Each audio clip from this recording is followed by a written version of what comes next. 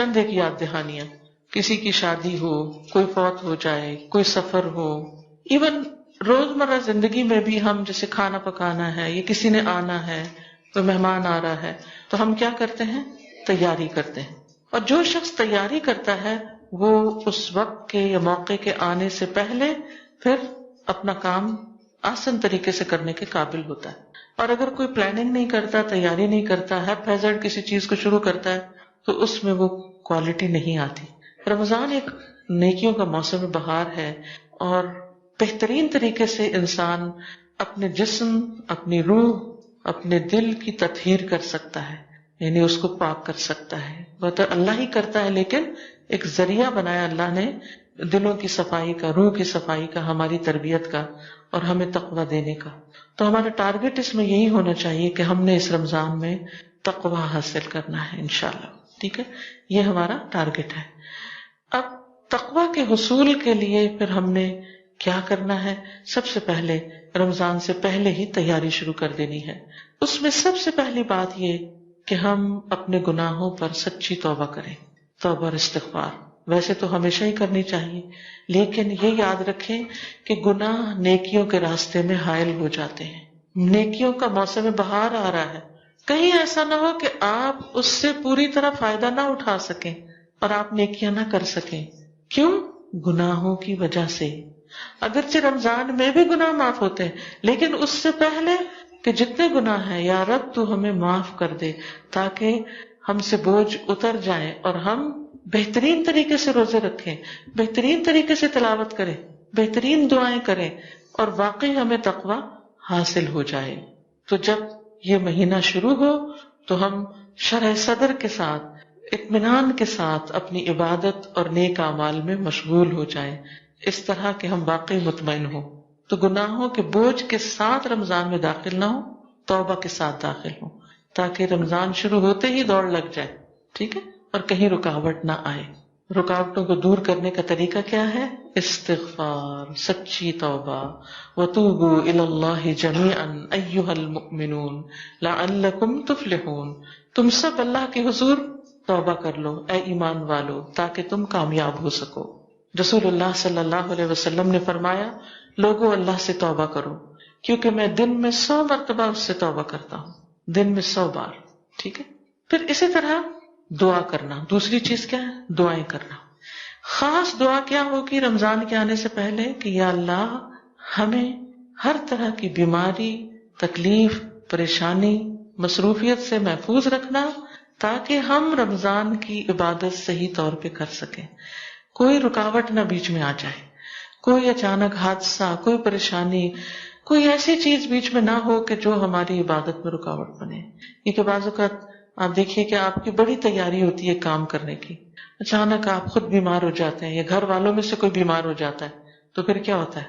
جو کچھ آپ نے پلان کیا ہوتا ہے وہ سب طریقہ طرح رہ جاتا ہے. تو اللہ تعالیٰ سے عافیت کی دعا مانگتے رہیں اور پھر یہ دعا کریں کہ اللہ ہمیں خیر و سلامتی کے ساتھ رمضان تک پہنچا دے، خیر کے ساتھ رمضان تک پہنچا دے. اسلاف سے یوں روایت آتی ہے کہ وہ 6 ماہ یہ دعا کرتے تھے، اے اللہ ہمیں رمضان تک پہنچا دے، اللہ ہمیں رمضان دیکھنا نصیب کر. اور پھر رمضان کی عبادتیں کرتے اور رمضان کے بعد اگلے 5 مہینے یہ دعا کرتے اللہ ہمارے روزے قبول کر لیں، ہماری رمضان کی عبادتیں قبول کر لیں. تو رمضان کے آنے تک بھی دعائیں کریں کہ رمضان ملے ہمیں. کتنے ہی لوگ ایسے ہیں جو پچھلے رمضان میں تھے اور آج دنیا میں نہیں ہے. ہر ایک کسی نہ کسی کو ضرور جانتا ہوگا جس کی اس سال میں ڈیتھ ہوئی، آپ کے عزیز، قریب ترین، پیارے. ہمیں نہیں معلوم ہم دنیا سے کب چلے جائیں. تو اللہ تعالیٰ سے دعا کرنی چاہیے کہ اللہ تعالیٰ ہمیں اپنی اطاعت کے کاموں، اپنی عبادت کے لیے ہماری مدد فرمائے اور ہمیں اس کے لیے قبول کر لے. تیسری چیز، اس مہینے کا خوشی سے استقبال کرنا، اس کے بارے میں سوچ کر خوش ہونا. کیونکہ رمضان گرمیوں میں آ رہا ہے، جون میں آ رہا ہے، عین گرمی کی شدت کا مہینہ. تو اس لیے کچھ لوگ اس کے آنے کی خبر سے پریشان بھی ہوتے ہیں دل میں، بڑی گرمی ہوگی، بڑی پیاس لگے گی، کاموں کا کیا ہوگا، ایسا کیسے ہوگا، ویسا کیسے. لیکن آپ نے ہر سال دیکھا ہوگا سب کچھ ہو جاتا ہے. تو آگے کا خوف نہیں کریں، پیچھے کے تجربے سے مطمئن ہو جائیں کہ الحمدللہ اللہ نے سب کرا دیا تھا، لاسٹ ایئر بھی کرا دیا تھا، اس سال بھی اللہ کے فضل سے ہو جائے گا. تو اس لیے خوشی سے رمضان کا استقبال کریں، اور اس کا بھی اجر ہوگا انشاءاللہ تعالی، کیونکہ جب انسان خوش ہو کر کسی کام کو کرتا ہے تو وہ آسان بھی ہو جاتا ہے، اور اس کے ساتھ ساتھ اس کی کوالٹی بہت اچھی ہوتی ہے، اور جب کوالٹی اچھی ہوگی تو پھر اجر بھی زیادہ ہوگا. ہاں، اور آپ کو معلوم ہے کہ رمضان جو ہے اس میں جنت کے دروازے کھول دیے جاتے ہیں، جہنم کے دروازے بند کر دیے جاتے ہیں، ہر طرح کی خیر و برکت نازل ہوتی ہے. تو اللہ سبحانہ و تعالیٰ نے اس مہینے میں قرآن مجید ہمارے لیے نازل کیا، جس کے بارے میں اللہ تعالیٰ فرماتے ہیں قُلْ بِفَضْلِ اللَّهِ وَبِرَحْمَتِهِ فَبِذَلِكَ فَلْيَفْرَحُوا هُوَ خَيْرٌ مِّمَّا يَجْمَعُونَ. کہہ دیجئے کہ اللہ کے فضل اور اس کی رحمت سے چاہیے کہ اس پر خوش ہو جائیں، وہ ہر اس چیز سے بہتر ہے جسے لوگ جمع کر رہے ہیں. تو الحمدللہ آپ سب اس چیز سے واقف ہیں اور تجربہ کر چکے ہیں کہ سب سے زیادہ ہمارا تعلق قرآن مجید کے ساتھ رمضان میں ہی ہوتا ہے. تو اس پر بھی ہمیں خوش ہونا چاہیے کہ جس چیز پر اللہ نے خوش ہونے کے لیے کہا وہ موقع آ رہا ہے خوش ہونے کا اور اللہ تعالیٰ کو خوش کرنے کا، کہ قرآن پڑھنے کا، سننے کا، غور و فکر کا، یاد کرنے کا، تلاوت کرنے کا اور زیادہ ہمیں موقع ملے گا. پھر اسی طرح چوتھی چیز، رمضان سے پہلے پچھلے روزے قضا کر لیں، کیونکہ جب سال پورا ہو جاتا ہے تو فریضہ بھی پورا ہو جانا چاہیے، اگلے سال کے لیے نہ چھوڑیں. ٹھیک ہے. ابو سلمہ کہتے ہیں کہ میں نے عائشہ رضی اللہ تعالیٰ عنہا کو فرماتے ہوئے سنا کہ میرے اوپر رمضان کا روزہ لازم ہوتا، شعبان سے پہلے اس کی قضا کی توفیق نہ ہوتی. یحییٰ نے کہا کہ یہ نبی صلی اللہ علیہ وسلم کی خدمت میں مشغول رہنے کی وجہ سے تھا کہ ان کے قضا روزے پورے نہیں ہوتے تھے، لیکن وہ میک شور کرتی کہ اگلا رمضان شروع ہونے سے پہلے وہ اپنے چھوٹے ہوئے روزے مکمل کر لیں. ٹھیک ہے. تو شعبان میں پچھلے جو بھی مینسز وغیرہ کی وجہ سے یا بچوں کی پیدائش کی وجہ سے روزے چھوٹے ہوں وہ اپنے پورے کر لیں، کیونکہ شعبان میں ویسے بھی نبی صلی اللہ علیہ وسلم اس میں کثرت سے روزے رکھا کرتے تھے، تو اس میں اگر قضا روزے رکھ لیے جائیں یا نفلی روزے رکھ لیے جائیں تو بہت ہی اچھا ہے. تو حضرت عائشہ رضی اللہ تعالیٰ عنہا کی شعبان میں روزے رکھنے کی حرص سے یا توجہ سے یہ بات پتہ چلتی ہے کہ دوسرے رمضان کے آنے سے پہلے پہلے اپنا قرضہ چکا دینا چاہیے. جیسے حج پہ جاتے ہوئے ہم اپنے قرضے چکاتے ہیں نا، تو اسی طرح رمضان آنے سے پہلے بھی اپنا قرضہ چکا دینا چاہیے. پانچویں چیز، رمضان کے بارے میں علم حاصل کریں، خوب جانیں، روزوں کے احکام کا پتہ چلائیں، رمضان کی فضیلت کا پتہ چلائیں. اس کے لیے بہترین کتاب ہے شہر رمضان، رمضان کا مہینہ.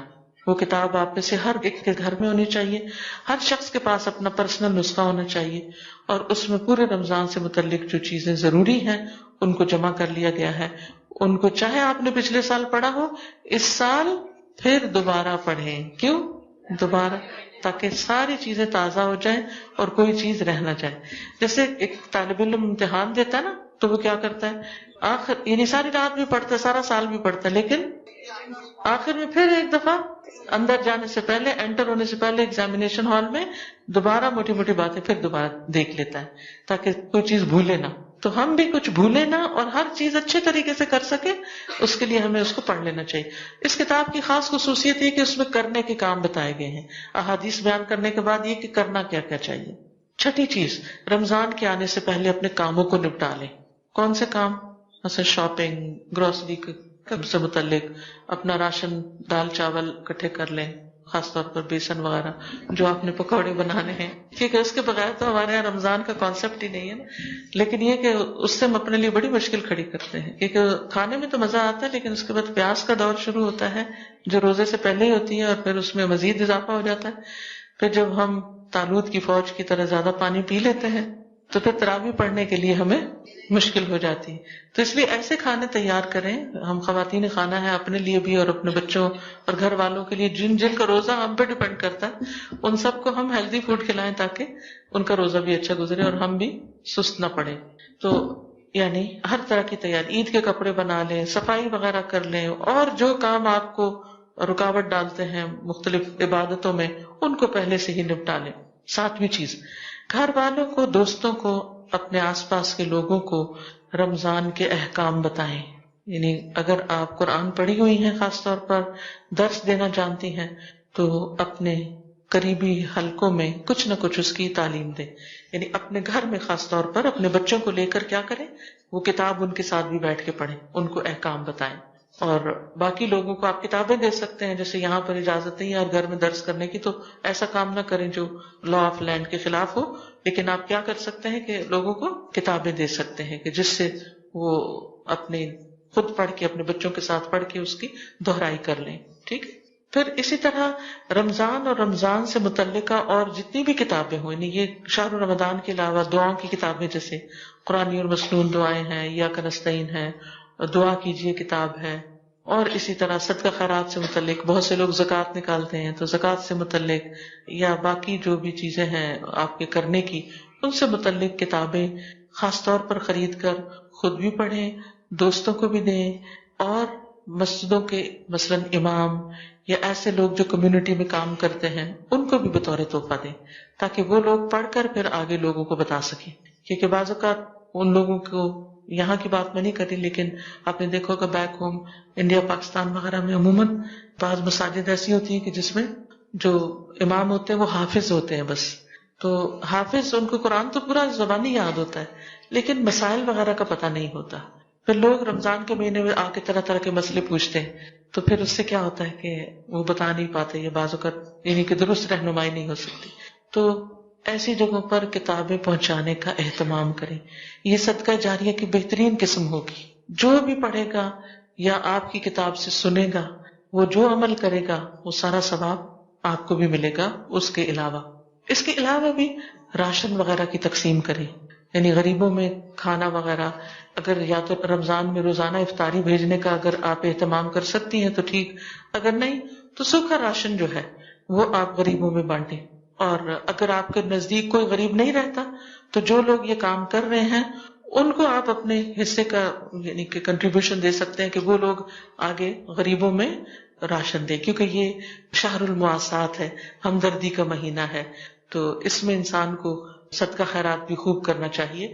لیکن بعض اوقات ہم رمضان کا انتظار کرتے رہتے ہیں کہ رمضان شروع ہوگا تو صدقہ کریں گے.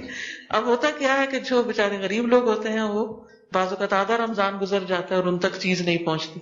تو اگر آپ ان کو کپڑا دینا چاہتے ہیں یا راشن دینا چاہتے ہیں یا کچھ بھی کرنا چاہتے ہیں تو ایسے کام بھی شعبان میں ہی نمٹانے کی کوشش کریں. وہ کھائیں گے جب رمضان میں تو ثواب مل جائے گا نا، یا پہنیں گے رمضان میں تو ثواب مل جائے گا آپ کو. ٹھیک ہے. پھر اسی طرح شعبان کے مہینے میں اگر ہو سکے تو نفلی روزے وغیرہ رکھیں. حضرت عائشہ کہتی ہیں کہ رسول اللہ صلی اللہ علیہ وسلم نفل روزہ رکھنے لگتے تو ہمیں لگتا کہ اب آپ روزہ چھوڑیں گے نہیں، اور جب چھوڑ دیتے تو ہم سمجھتے کہ اب آپ رکھیں گے نہیں. اور میں نے رمضان کے علاوہ رسول اللہ صلی اللہ علیہ وسلم کو کبھی پورے مہینے کے نفلی روزے رکھتے نہیں دیکھا جتنے روزے آپ شعبان میں رکھتے تھے. یعنی شعبان سے زیادہ کسی اور مہینے میں آپ نے کبھی اتنے روزے نہیں رکھے. اسامہ بن زید کہتے ہیں میں نے عرض کیا اے اللہ کے رسول صلی اللہ علیہ وسلم، میں نے آپ کو کسی مہینے میں اتنے روزے رکھتے نہیں دیکھا جتنے آپ شعبان میں رکھتے ہیں.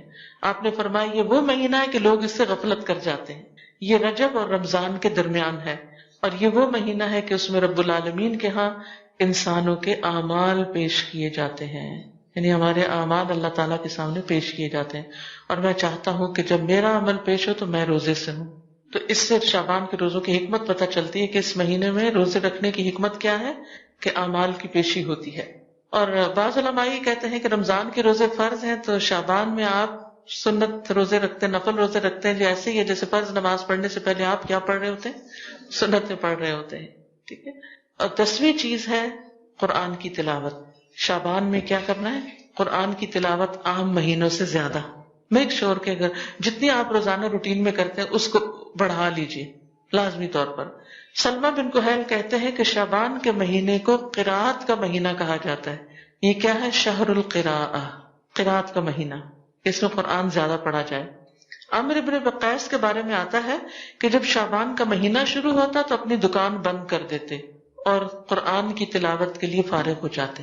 تو بہت سے لوگ شعبان کی فضیلت سے غافل رہتے ہیں. وہ رمضان کو تو لک فارورڈ کرتے ہیں، اس کی تو تیاری کرتے رہتے ہیں اور مادی تیاری تو کرتے رہتے ہیں کہ چیزیں خرید لیں، کپڑے خرید لیں، عید کے کپڑے سلوا لیں وغیرہ وغیرہ، لیکن اس سے غافل ہو جاتے ہیں، یعنی قرآن اور نفلی روزوں سے. ابو بکر بلخی کہتے ہیں کہ ماہ رجب کھیتی لگانے کا مہینہ ہے.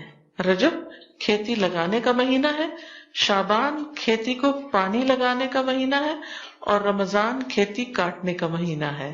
ان کا یہ بھی کہنا ہے کہ ماہ رجب کی مثال ہوا جیسی ہے کہ ہوا چلتی ہے پہلے. شعبان کی مثال بادلوں جیسی ہے کہ پہلے ہوا چلتی پھر بادل آ جاتے ہیں. اور رمضان کی مثال بارش جیسی ہے.